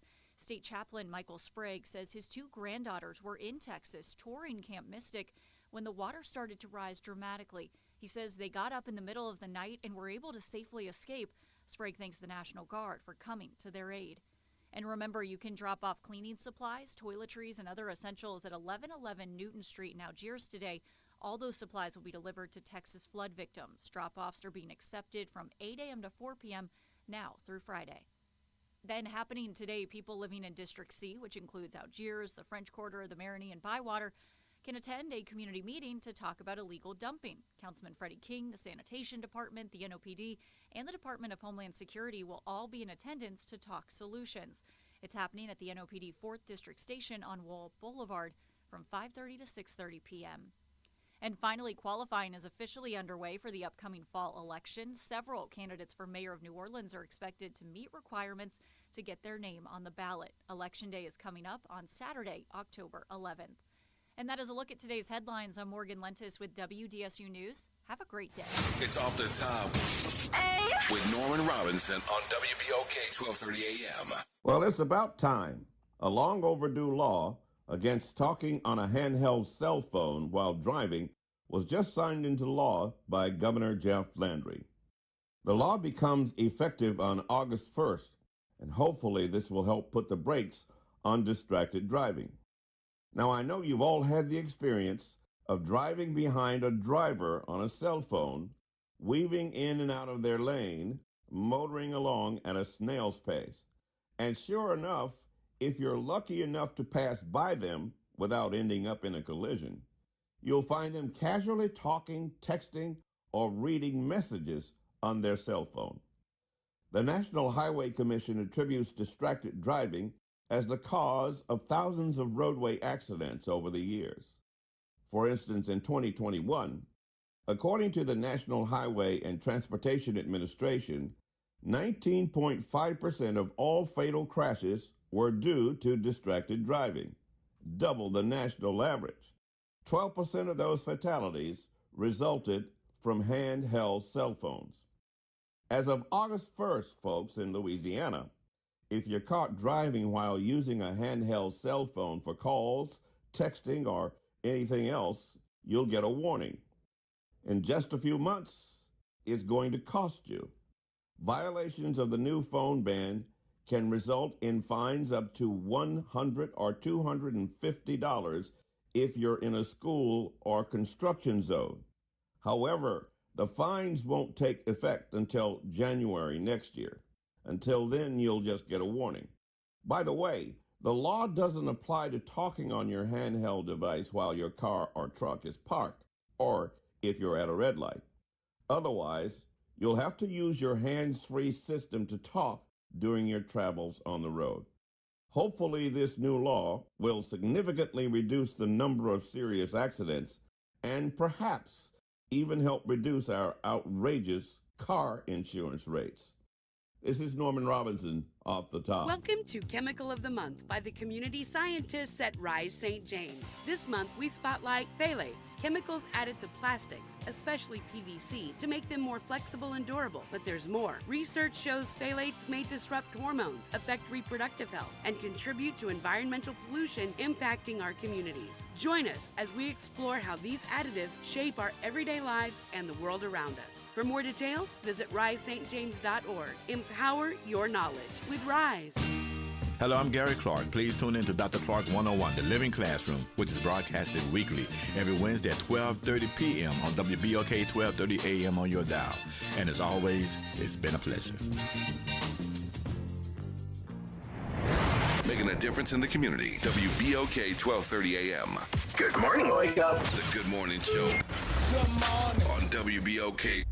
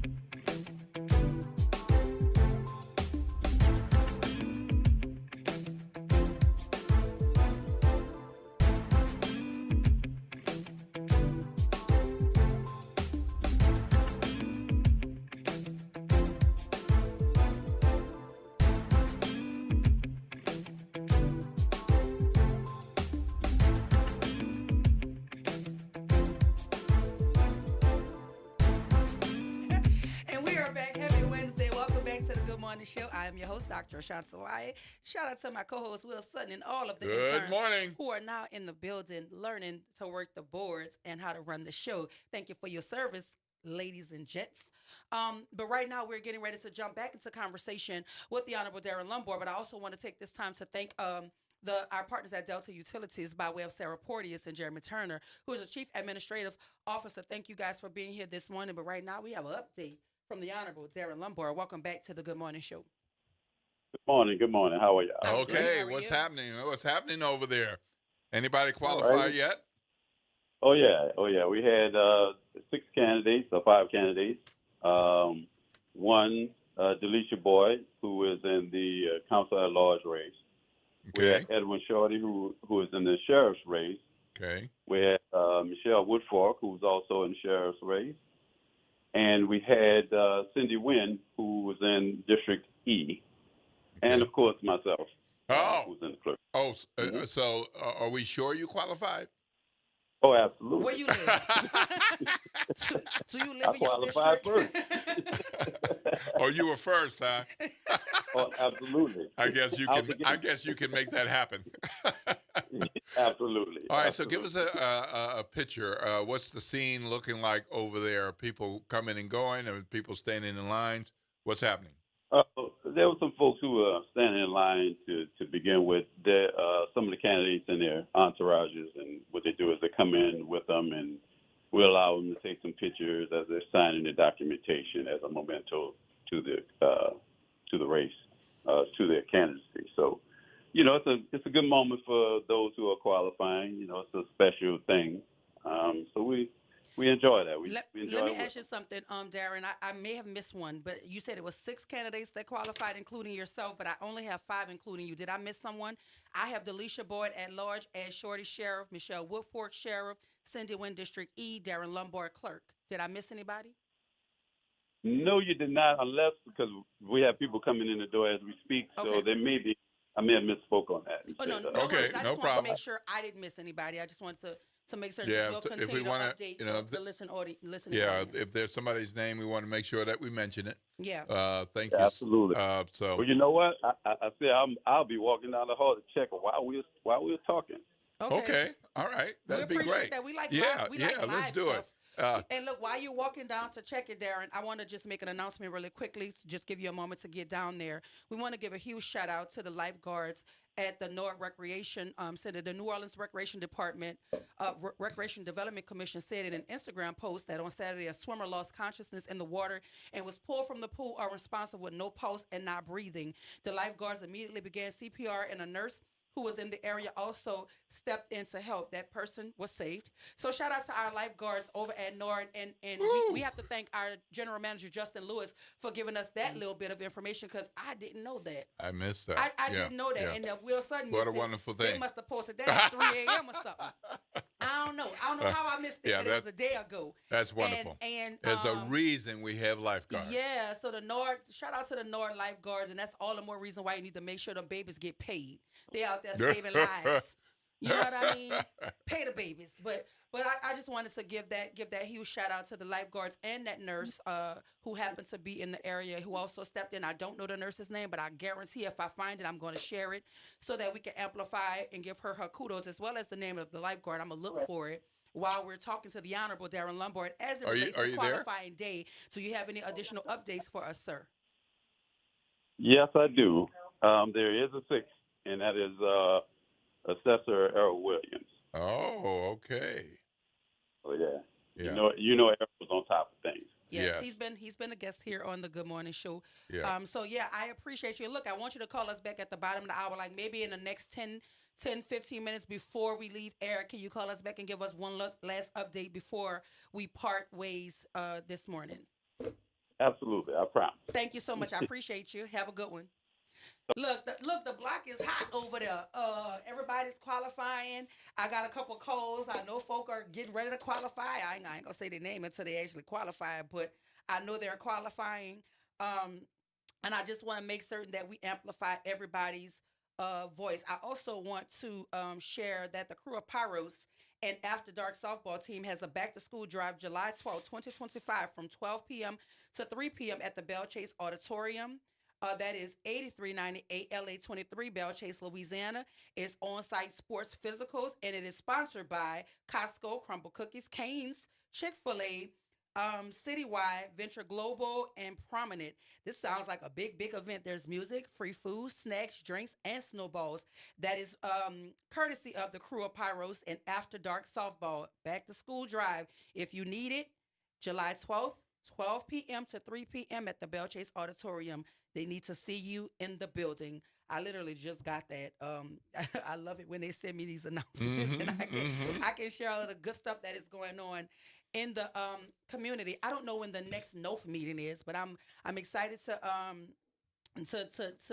participate because I know it's going to be centered around the candidates. I do know that there's possibly, and Miss Alicia, you can send it to me if you have it in your phone. Shoot it to me real quickly so I can share it on air. But I do know there's something that they're going to be doing around election season, and I'm certain, almost certain, that it'll have something to do with the campaign season for these candidates. The last meeting, NOF had the meet and greet.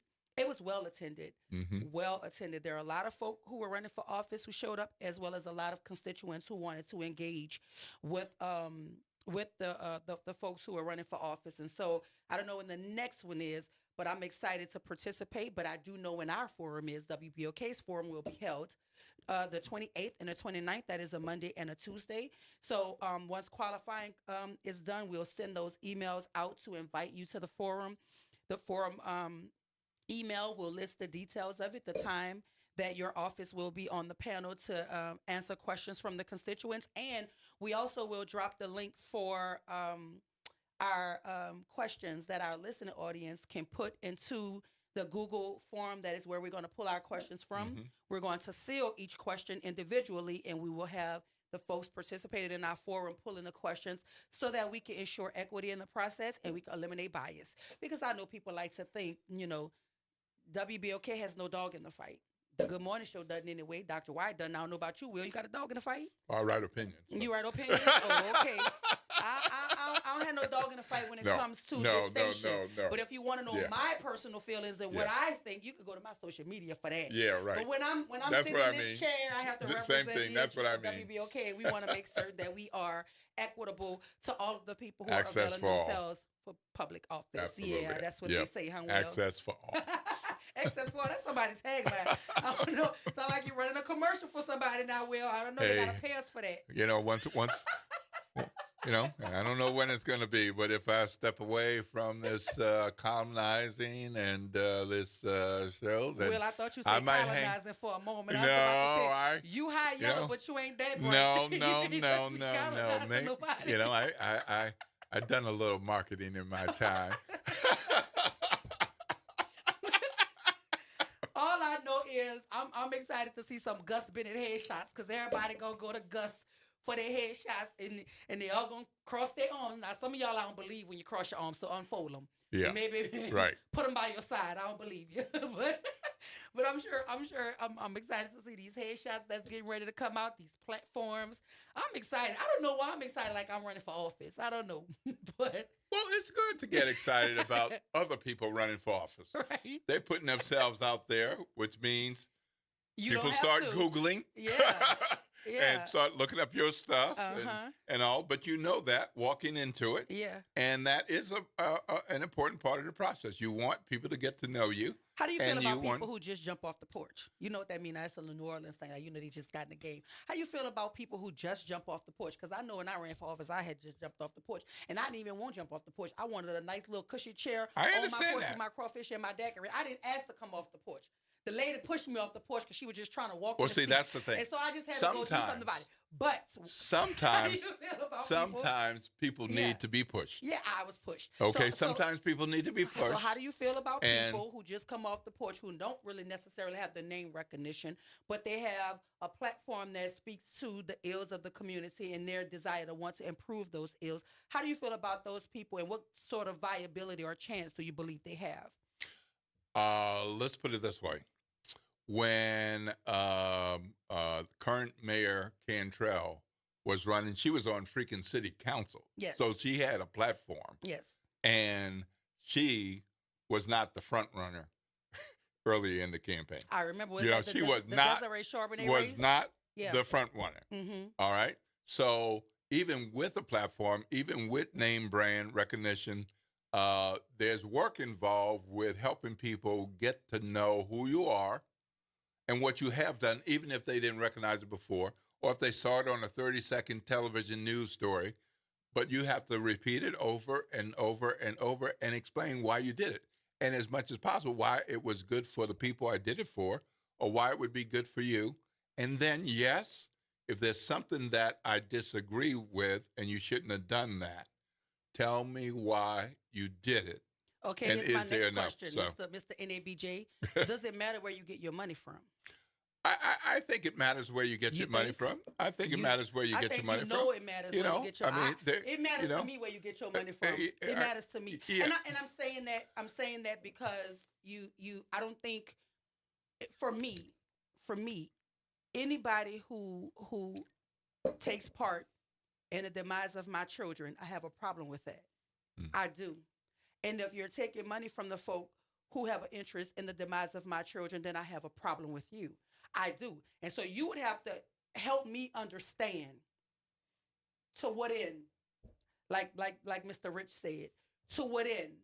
Mm-hmm. Do the ends justify the means? Are you taking money from certain entities for the greater good of things, but could it be that you're poisoning the well at the same time? Mm-hmm. Because I don't know anybody that gives you money and there are no strings attached to it. I don't know anybody that gives you money and they're not going to call in a favor when need be, right? So does it matter where you get your money from? Absolutely, it matters where you get your money. You know, I mean, now it matters in different ways to different people.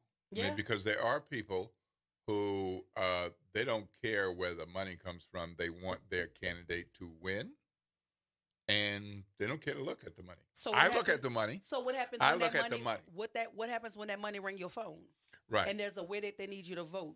Mm-hmm. Or there's an initiative that they need you to push that your morals and fiber and all that don't necessarily align with. Then what happens? Because see, that's what I weigh. You know, I don't want to owe anybody anything. Oh, okay. I see. Yeah, but you know, I mean, I have peripheral vision. I can see I know, you. I can see I know you. we got to go to a break. I got to get this in. So I think I can be convinced, even if I have concern about some of the money that you've taken, mm-hmm. if you can show me based on your history that the money wasn't the reason that you did something for us. I don't know. We're going to talk about that on the other side of the break, because when it comes to my children, I don't think there's a gray area. It's very black or it's very white for I me. hear you. I don't know about a gray area. I don't know. The only gray I know is Gina Swanson gray. I don't know gray areas. But we're going to take a break, and when we come back, we're going to continue to talk about it. Doesn't matter where you get your money from. Y'all want to join the conversation? 504-582-9422. This is WBOK 1230 AM, what New Orleans is talking about. All day long.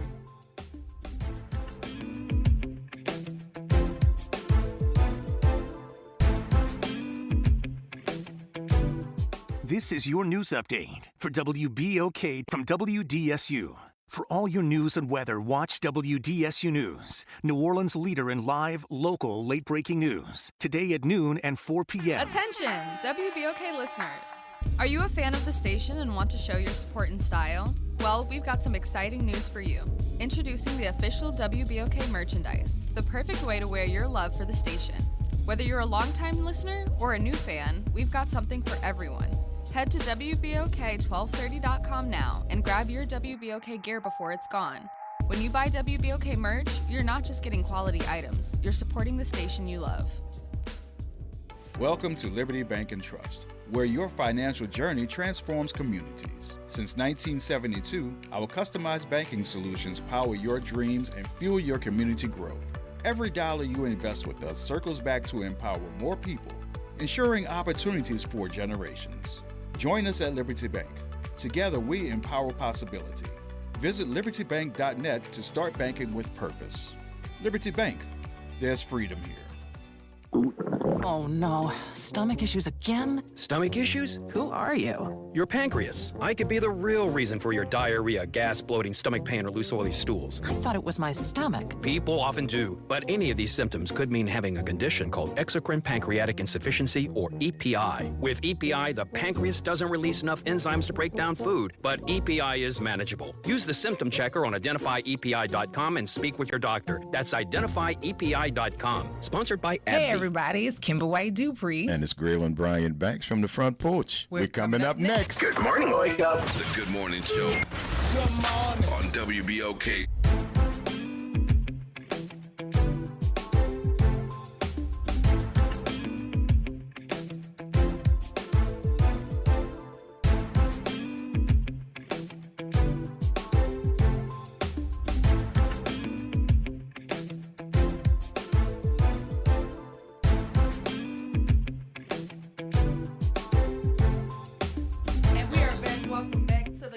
Show. Happy qualifying day to all of the candidates availing themselves for office. I'm your host, Dr. Ashanta Wyatt. Shout out to my co-host, Will Sutton. Good We're morning. trying to keep you as informed as possible as it relates to qualifying. We already have folk who have qualified. We have Delisha Boyd qualifying for the at-large seat, Ed Shorty qualifying for the sheriff's seat, Michelle Woodfork qualifying for the sheriff's seat, Cindy Wynn qualifying for the District E City Council seat, Darren Lombard qualifying for the clerk seat, and Errol Williams for the assessor seat. That is 6 people as of 8:49 a.m. on the first day of qualifying. Good morning, Miss Alicia. Welcome to the Good Morning Show. Lil Doc. Yes. What I done? You're just as excited as you was when you were that little girl on the campaign trail. I don't know why. Like I'm running for office. There was nowhere that you wouldn't go. There was no time that you couldn't make. In all the miles you had to travel, you were just the same, giddy, excited. Ain't know what I was doing. Person. Ain't have a That's clue why what I every was time doing. every time we left everywhere, they could never remember Ashanta. Mm-hmm. But everybody knew you out there as that little girl. Mm-hmm. Yeah. And you acted the very same way. That's why you got over 21 apples, we called them, those endorsements. Yeah. That's why you got all of that. And you're sitting there, you're doing the same thing. Well, You're doing the same thing. I appreciate that, Miss Alicia. So just keep doing what you're doing. You know we love you. Thank you so much. I appreciate you. Look, I'm telling you, I didn't know what I was doing. I had Miss Alicia. I had Kevin Griffin Clark was running my campaign. All of my friends actually at the time were pitching in where we didn't know what we was doing. We were just trying to make Trying to do some good. we were just trying to make it. Well, listen, I got another announcement, Will Sutton. I need everybody under the sound of my voice. If you're a prep alum, if you're the daughter of a prep alum, if you the husband of a prep alum, y'all better tell all the little preppers that the 2025 Prep All-Class Alumni Picnic is happening September 6th at Audubon Park. All graduates of Xavier Prep and St. Catherine Drexel Prep can email prepalumnipicnic@gmail.com. That is September the 6th, Audubon Park, Pavilion 12. Save the date and you can register. DJ Polo on the ones and twos. You know, anytime there's a DJ Polo party, baby, it's a party. So y'all might want to head on out there. I ain't go to prep, but I'm going to their picnic. I don't care. What day is it? September 6th. September 6th, that's my birthday month. Oh, I celebrate all month long. That is a national holiday. Yeah. Okay. Yeah. So I'm going to go over there. I'm going to everybody's tent too. So y'all make sure y'all have something for me to eat and something for me to drink, cause I'm gonna come over there. I gotta see my boy DJ Polo on the ones and twos. Y'all can register today. That is September 6th. And you can go to prepalumnipicnic@gmail.com. Shout out to Xavier Prep. Shout out to St. Catherine Drexel Prep. That's the new name. Yeah. But all of those little baby preppers, it's y'all time to shine on September 6th. Look, I want to once again shout out the lifeguards, because now I have their names. I told you I was going to look it up, and I did. It says, according to the New Orleans Recreational Development Commission, Saturday, a swimmer lost consciousness in the water and was pulled from the pool without a pulse and not breathing. The lifeguards, Anthony Montgomery Jr., Jerry Honore III, Chandler Cyrus, Cameron Morris, Cazell Williams, Jalen Honore, Aram Albach, Dean Albach, Hector Campbell, and Jules Bruneau jumped into action.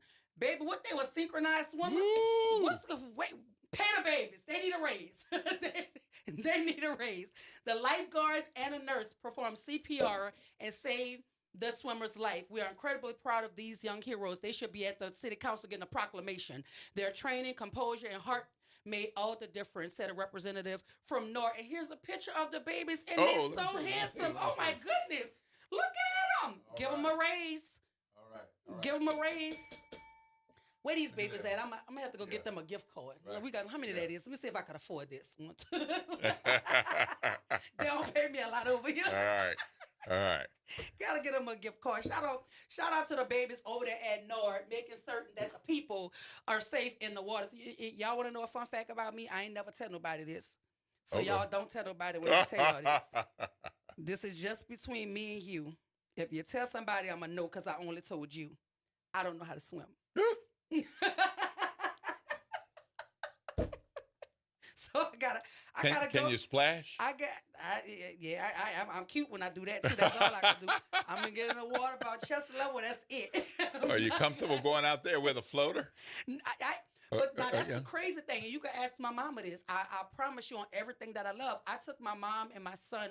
I believe we were on a cruise, and I don't know which stop it was. I think it probably could have been Mexico. I don't remember.